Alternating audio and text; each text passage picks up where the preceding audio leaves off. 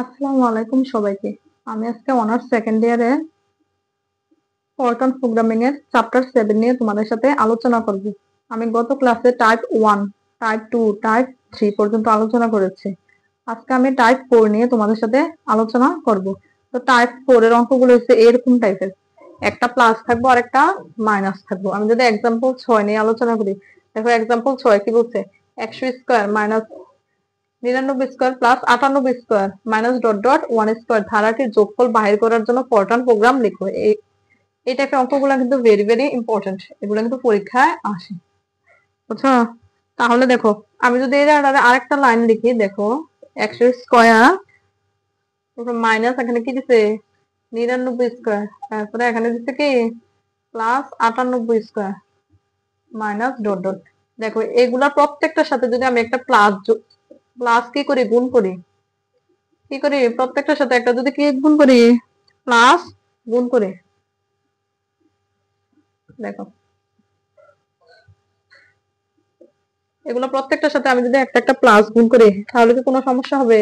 দেখো এটার আগেও যদি একটা প্লাস গুণ করি, প্লাস গুণ করা মানে কি আসলে প্লাস 1 গুণ করা। যেমন প্লাস 1 যদি গুণ করি তো প্লাস 100 স্কয়ার, তারপরে প্লাসে মাইনাসে আবার মাইনাস 99 স্কয়ার, তারপর আবার প্লাসে প্লাসে প্লাস 98 স্কয়ার। তাহলে কি মানের কি কোনো পরিবর্তন হয়? মানের কোনো পরিবর্তন হয় না, বুঝছো? এখানে মূলত প্লাস 1 দিয়ে আমরা গুণ করছি। মূলত কি দিয়ে গুণ করছি? এখানে প্লাস মানে কি আমরা জানি কারোর সাথে কিছু না থাকলে কি তার সাথে 1 আছে, তার মানে প্লাসের 1 দিয়ে আমি এগুলা গুণ করছি। প্লাসের 1 দিয়ে যদি গুণ করি তাহলে মানের কি কোনো পরিবর্তন হয় না। আচ্ছা, এই লাইনটা দেখো। তারপর আমরা এখানে কি লিখতে পারি, সাম ইকুয়াল টু 0। যেহেতু এগুলা কি কোনো ভগ্নাংশ নয় সেজন্য সাম ইকুয়াল টু 0। এবার ধরবা m equal to 1। m equal to 1 কেন ধরছি? এই যে আমি প্লাস 1 দিয়ে গুণ করছি, এগুলো সবগুলা কি প্লাস দিয়ে গুণ করছি না? প্লাস দিয়ে গুণ করা মানে কি আসলে প্লাসের 1 দিয়ে গুণ করছি। এই জন্য m এর মান আমি কি ধরছি, প্লাসের 1 ধরছি, বুঝছো? এখানে m এর মান আমি কি ধরছি, প্লাসের 1 ধরছি। তারপর আগের মতো, তার মানে বুঝছো একটা প্লাস একটা মাইনাস আর এরকম যদি বর্গের অঙ্ক থাকে তাহলে এগুলোর সাথে যদি তুমি প্লাসের 1 যদি গুণ করো তাহলে মানের কি কোনো পরিবর্তন হয় না। সেজন্য আমি m ইকুয়াল টু কি লিখছি, 1 লিখছি। m ইকুয়াল টু 1 লিখছি যে সেটা বোঝানোর জন্য আমি প্রথমে কি প্লাস চিহ্ন দিয়ে বুঝাইছি যে আমি যদি এখানে প্লাস 1 দিয়ে কি গুণ করি তাহলে মানের কি কোনো পরিবর্তন হয় না। তোমরা এই লাইনটা কি লিখবা না।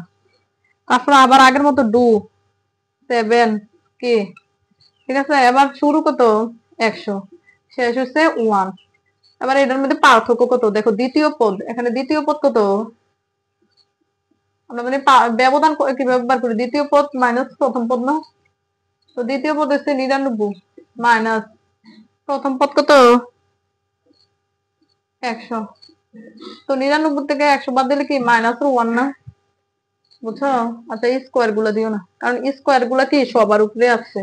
99 থেকে মাইনাস মানে দ্বিতীয় পদ 99 থেকে 100 যদি বাদ দেয় আমি কত পাবো, মাইনাস 1 পাবো। তার মানে ব্যবধান এখানে আসলে কত, মাইনাস 1। আশা করি এতটুকু বুঝছো। তারপর আমরা কি লিখবো, সাম।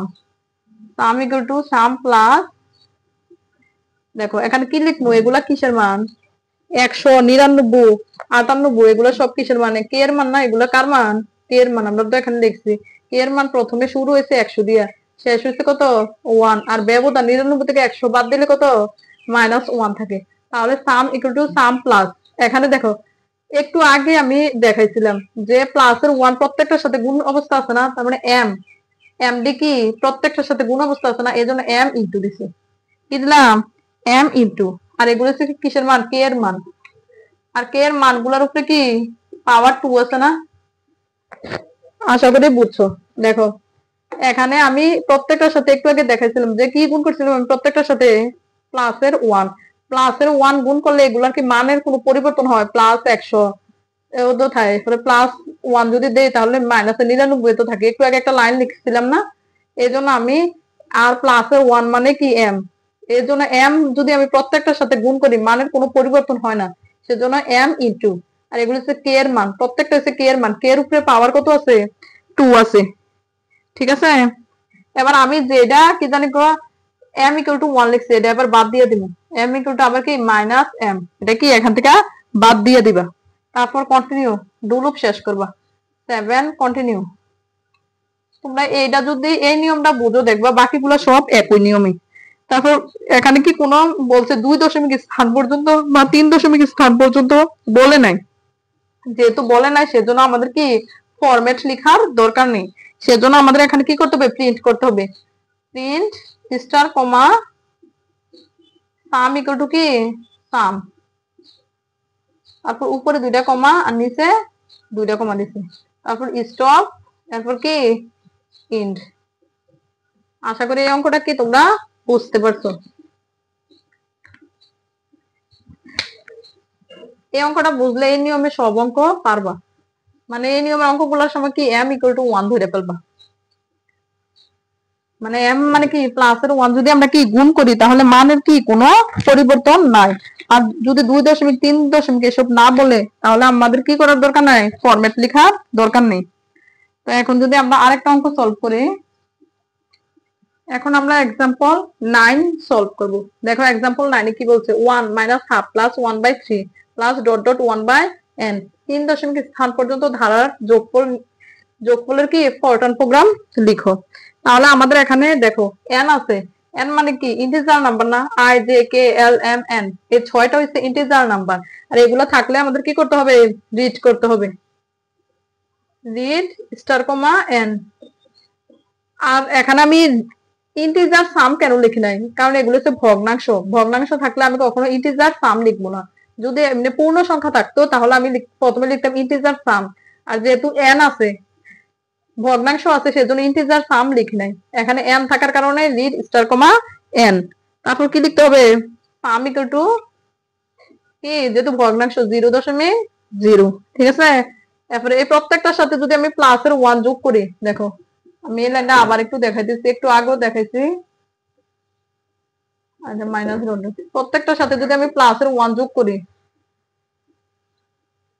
আচ্ছা মানে প্লাসের 1 যদি আমি কি করি, গুণ করি,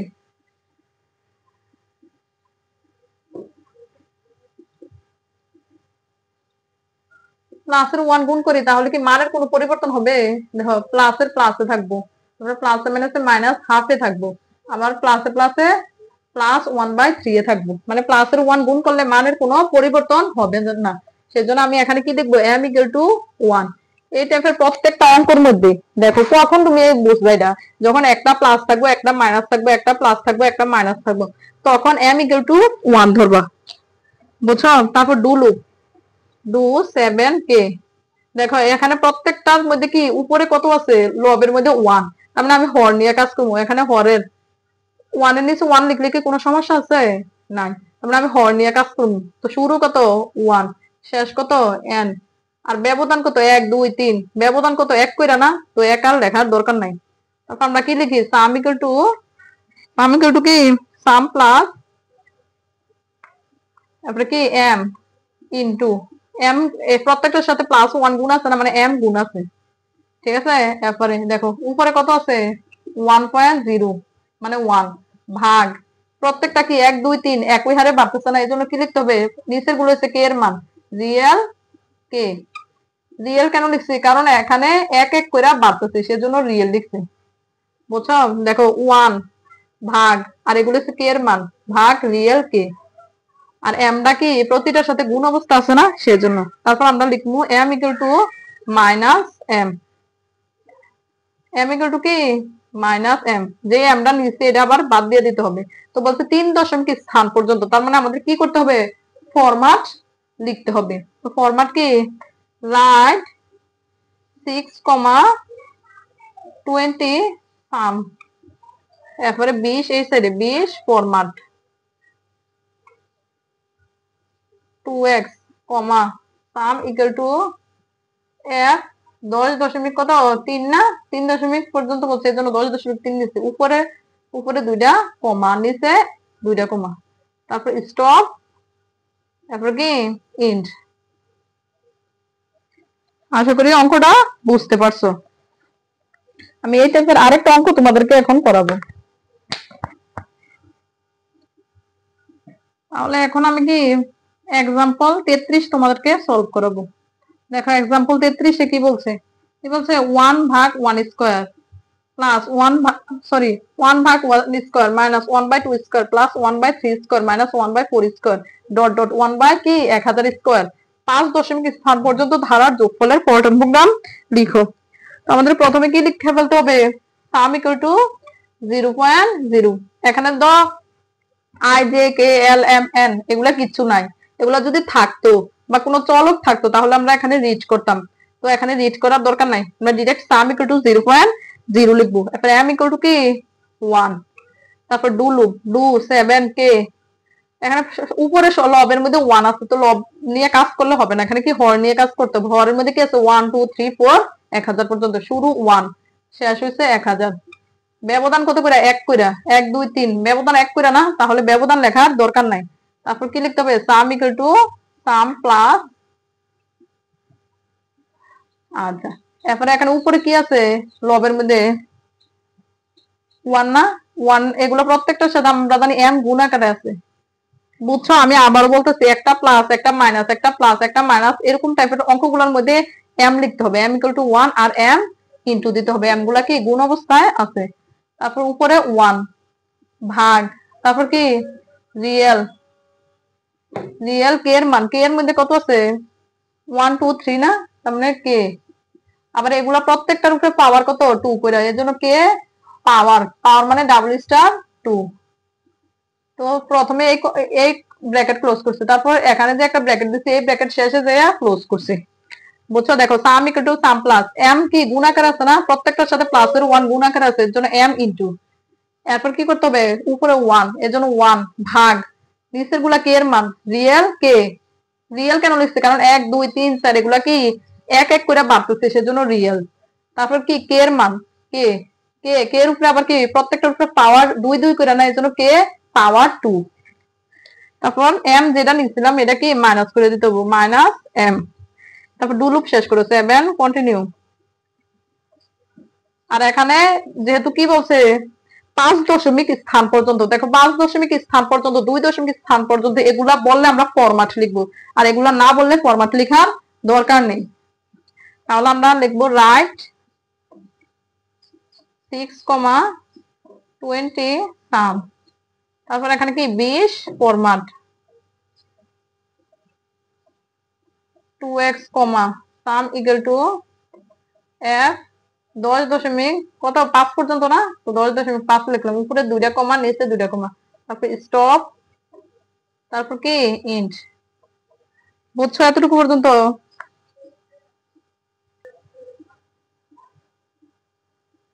আচ্ছা এখন আমি তোমাদের সাথে এক্সাম্পল 45 নিয়ে আলোচনা করব।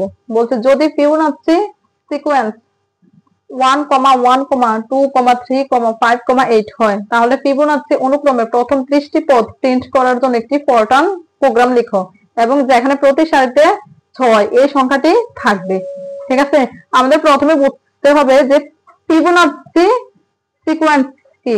ফিবোনাচ্চি সিকোয়েন্স মানে কি, যেমন প্রথম 2 পদের যোগফল তৃতীয় পদের সমান, যেমন 1 1 যোগ করলে কত আসে 2, 1 1 যোগ করলে কত আসতেছে, দেখো এখানে সিরিজটা দেখো 1 1 যোগ করলে 2 আসতেছে, মানে তৃতীয় পদ আসতেছে। এরপরে আবার দ্বিতীয় নাম্বারটা তৃতীয় নাম্বারটা যোগ করলে আবার কত আসতেছে 3 আসতেছে, মানে এর পরের পদ আসতেছে। মানে এখানে ফিবোনাচ্চি সিরিজ মানে কি 2 পদের যোগফল এর তৃতীয় পদের সমান। তুমি এখানে দেখো 1 1 যোগ করলে 2 আসতেছে, 1 1 যোগ করে 2 আসতেছে, 2 1 যোগ করে 3 আসতেছে, 3 2 যোগ করে কি 5 আসতেছে, 5 3 যোগ করে কি 8 আসতেছে। প্রথম 2 পদের যোগফল তৃতীয় পদের সমান, এটাই হচ্ছে কি Fibonacci sequence.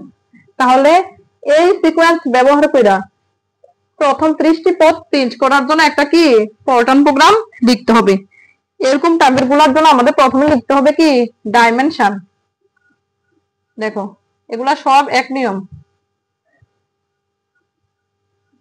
Dimension n of কত 30টি পদের যোগফল না, তো n অফ 30 লিখবা, বুঝছো, ডাইমেনশন n অফ 30। তারপর n অফ 1, n অফ 1 এর মান কত 1, n অফ 2 এর মান কত, দেখো n অফ 2 এর মান কত 1 না। তো এবার আমরা কি বের করব, ডু লুপ দিতে হবে, তার মানে ডাইমেনশন 50টা পদ করলে n অফ 50, 30টা পদ বলছে 30টা পদের যোগফল সেজন্য n অফ 30। তো n অফ 1 সমান কত দিচ্ছে, এখানে প্রথম পদ যা তা, এন অফ টু দ্বিতীয় পদ যা আছে তা, সরি এখানে দ্বিতীয় পদের মানও হয়েছে 1, এন অফ টু সমান কত 1, দেখো দ্বিতীয় পদ 1 না, তারপর ডু 7k, দেখো এখানে ফিবোনাচ্চি অঙ্কগুলোর মধ্যে ডু 7 কে আমরা বাকি অঙ্কগুলোর মধ্যে কি প্রথম পদ দিতাম, কিন্তু এখানে দেখো এক এক শেষ হয়ে গেছে, তো এখানে কত নাম্বার দিতে হবে 3 নাম্বার দিতে হবে। দেখো প্রথম পদ দ্বিতীয় পদ শেষ করে দিয়েছি, এবার আমরা তৃতীয় পদ দিব, তো তৃতীয় পদ আমরা এখানে কত দিব 3 দিব, 3 থেকে কত পর্যন্ত যোগফল যত পর্যন্ত 30 পর্যন্ত, বুঝছো, কারণ এন অফ 1 এন অফ 2 শেষ করে দিয়েছি, ডু 7 কে শুরু করতে হবে কি 3 থেকে 30 এর মধ্যে, শেষ হয়েছে 30, তারপরে এটা লিখবা N of K equal to, এটা প্রত্যেকটার মধ্যে লিখে দিবা N of K minus 2 plus N of K minus 1, এখানে যদি কে এর মানগুলা বসাও তাহলে এই মানগুলা পাবা, তারপর ডু লুপ শেষ করে দিবা 7 কন্টিনিউ,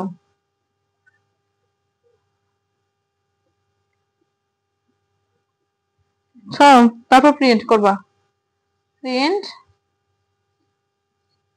10, n, দেখো এটা প্রিন্ট কি একটু অন্যরকমে, দেখো আমরা এর আগে যে ফরম্যাট লিখছিলাম, ফরম্যাট কিন্তু দুই নিয়মে লেখা যায়, রাইট 6,20 সাম লিখছিলাম, এখানে লিখছিলাম না রাইট